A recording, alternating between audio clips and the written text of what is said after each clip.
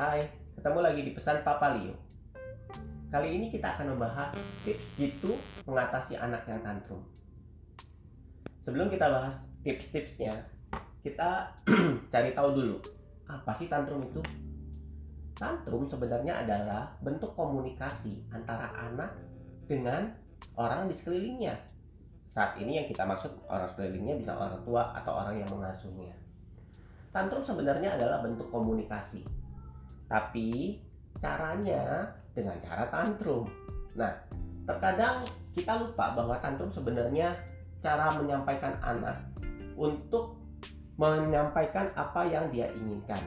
Nanti kita akan bahas bagian-bagiannya dan kita akan kupas tuntas sampai kita tahu tipsnya juga bagaimana kita menghadapi kalau anak ada tantrum. Nah, sebelum kita masuk ke dalam tipsnya, jangan lupa di subscribe, di like, di komen, dan share sebanyak-banyaknya ya video ini. Oke, sekarang begini. Tantrum sebenarnya ada 3 jenis, atau saya bisa bilang ada 3 level. Level yang pertama adalah tantrum di mana si anak menangis dengan kencang. Itu menurut saya adalah kategori level pertama. Level yang kedua adalah jika si anak nangis kencang dan dia sambil berteriak-teriak. Mungkin buat teman-teman yang pernah melihat anaknya tantrum seperti ini termasuk tantrum level 2. Dan yang ketiga adalah tantrum level ketiga ini adalah tantrum yang sangat menakutkan.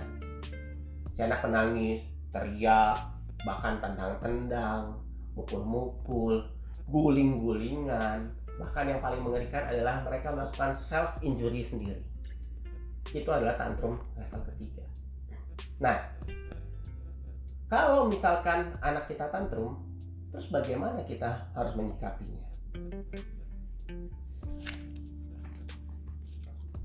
Saya membagi ada 4 tips atau trik jitu kita untuk menghadapi anak yang tantrum. Yang pertama, yang layak dan harus kita ketahui.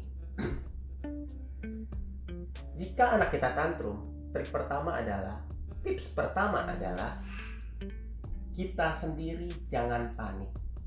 Apalagi kita ikut-ikutan emosi. Jangan panik, jangan ikutan emosi. Kenapa?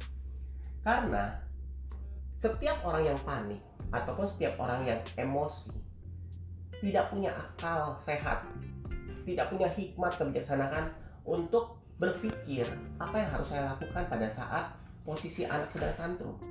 Jadi kalau si anak sudah tantrum, baik level 1, level 2, level 3, jangan sekali-sekali kita ikutan panik atau kita emosi lalu kita memutuskan sesuatu. Jangan lakukan hal itu. Jadi kita harus tenangkan diri kita dulu. Kalau saya yakin kita sudah tenang, baru kita melakukan sesuatu. Itu trik yang pertama. Itu tips yang pertama. Tips yang kedua yaitu kita harus cari tahu penyebab tantrumnya apa. Nah, secara ilmu ABA sebenarnya ada 4 penyebab kenapa si anak tantrum. Yang pertama adalah si anak tantrum karena dia menginginkan perhatian. Karena mungkin sedang tidak diperhatikan, lalu tiba-tiba si anak tantrum. Dia cari perhatian supaya kita lihat, kenapa menangis? Oh, kenapa nak? Gitu ya. Nah, itu adalah fungsi mencari perhatian. Biasanya kalau dia cari perhatian, ya, kita sebagai orang tua kita akan lihat apakah memang fungsi mencari perhatian ini layak kita berikan perhatian. Kalau layak dan normal, kita harus berikan perhatian itu. Jangan terlalu lama. Tapi kalau kita lihat itu sesuatu yang tidak layak atau tidak normal, mencari perhatian ya, sesuatu yang dilakukan untuk mencari perhatian tapi sebenarnya tidak layak untuk mendapatkan perhatian, jangan kita berikan perhatian itu. Kenapa? Karena kita telah memberikan sesuatu yang salah. Nanti dia akan gunakan tantrumnya itu untuk mencari perhatian dan terus begitu. Sehingga dia merasa bahwa untuk cari perhatian itu harus begini caranya. Itu yang pertama, fungsi mencari perhatian. Lalu tantrum yang kedua adalah fungsi menginginkan sesuatu. Nah, jika anak kita menginginkan sesuatu, dia tantrum, jangan sekali-sekali teman-teman memberikan keinginan. Kenapa? Karena itu akan dijadikan senjata. Jadi kalau dia nangis tantrum, ya teriak-teriak, guling-guling, ataupun melakukan injury self injury ya, jangan sekali-sekali kita memberikan perhatian atau jangan sekali-sekali kita memberikan apa yang diinginkan. Karena dia akan merasa bahwa oh ternyata saya dengan begini semua keinginan saya tercukupi, keinginan saya bisa dipenuhi oleh kita, oleh orang tua yang melihat. Jadi fungsi menginginkan sesuatu dengan cara tantrum, garis silang, tebal-tebal, jangan diberikan. Yang ketiga adalah fungsi menghindar. Nah, jadi anak tantrum ya kadang-kadang dia pakai itu untuk menghindar. Contohnya seperti misalnya disuruh belajar atau misalnya disuruh mandi, si anak nggak mau, lalu dia tantrum, dia menghindar, dia mencoba, karena dia kan nggak bisa komunikasi nih, tidak bisa menyampaikan yang dia mau, nggak mau atau nggak gimana ya, jadi dia tantrum. Nah, pada saat dia proses menghindar, dia menggunakan tantrum itu untuk menghindar. Jika kita tahu bahwa itu digunakan untuk menghindar, kita harus berpikir, jika kita suruh dia belajar atau kita suruh dia mandi tapi dia tantrum untuk menghindar, maka kita harus berpikir gimana caranya supaya mandi dan belajar itu menyenangkan buat si anak. Kita berpikir misalnya pada saat dia misalnya pada saat dia mandi, kita berikan mainan kegemarannya untuk main di kamar mandi sehingga si anak suka. Lalu misalnya pada saat belajar, kita berikan red voucher yang menarik atau kita berikan sesuatu yang menyenangkan buat dia belajar sehingga si anak tidak lagi menghindari dengan cara tantrum. Lalu fungsi yang keempat adalah fungsi secara otomatis. Nah, biasanya fungsi ini otomatis jadi tantrum pada saat si anak merasakan sakit atau lapar. Karena tidak bisa berbahasa, kembali dia melakukan tantrum. Nah, kalau fungsi ini artinya ya kita harus belajar cari tahu, karena kebutuhan anak harus kita cukupi. Kita harus tahu, oh ternyata mungkin si anak lapar. Kamu lapar, kamu ada yang sakit, nah di mana sakitnya? Ya syukur-syukur dia bisa menunjukkan mana sakitnya. Jadi ada 4 fungsi tantrum yang harus kita tahu dan kita pahami. Nah, itu adalah nomor 2. Lalu tips yang ketiga adalah, kalau anak tantrum, tips yang ketiga yang harus kita lakukan adalah kita alihkan perhatiannya.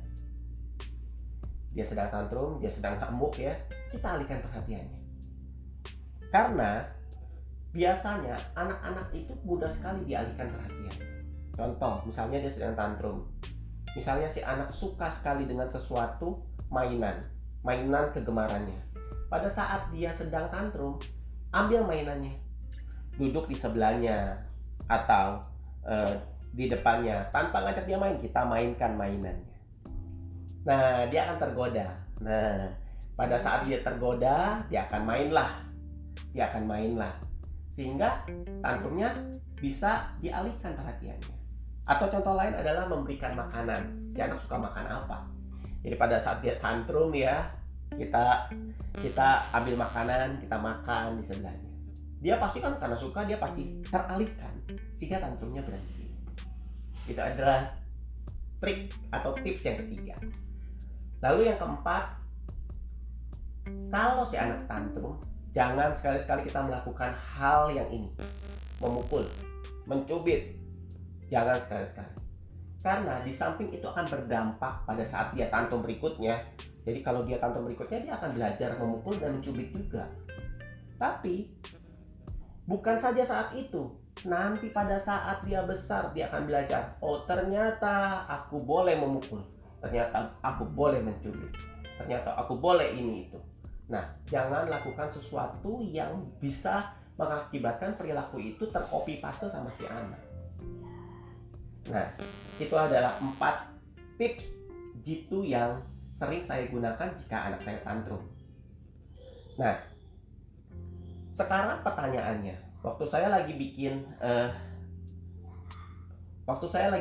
mempelajari hal-hal ini dari buku-buku, ada seorang ibu tanya sama saya, nah, bagaimana kalau kondisi kita sedang tidak mood, kita lagi tidak enak, bagaimana kita bisa menahan emosi? Kalau saya juga lagi nggak mood, suasana hati saya juga sedang lagi tidak enak. Nah, kalau kita kondisinya seperti itu, apa yang harus kita lakukan?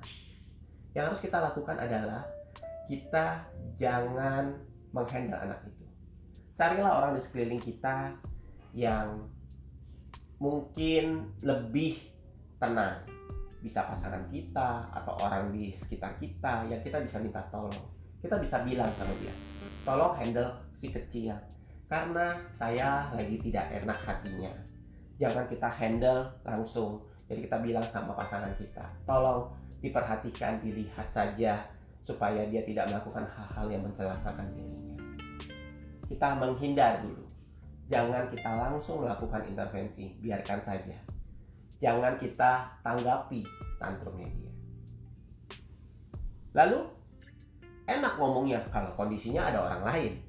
Lalu si ibu lagi tanya lagi, bagaimana kalau saya cuma sendirian di rumah? Aduh, gimana dong kalau saya sendirian di rumah terus ya anak tantrum, suasana hati saya lagi nggak mood, hatinya lagi nggak enak, bagaimana caranya? Nah, kalau kita lagi sendiri, ya teman-teman, mau nggak mau, ya kita harus mencoba menenangkan dia. Kita jangan deketin si anak, kita duduk cari tempat posisi paling nyaman, lalu kita duduk, kita tenangkan diri. Kalau perlu kita merem, kita berdoa dalam hati, Tuhan beri ketenangan sama saya. Saya harus hadapi si anak yang sedang tantrum. Jangan melakukan acting, jangan melakukan action apapun, just calm, tenang, berdoa. Jangan terpengaruh dengan anak. Anggap saja si anak berteriak, tapi kita tenang. Bangun hubungan dulu dengan kerohanian kita. Bangun hubungan dulu dengan relax kita. Setelah kita sudah merasa relax, baru kita bisa memikirkan 4 tips yang tadi saya sudah berikan. 4 tips yang menghadapi anak tantrum. Nah, begitu pesan Papa Leo. My family is my life.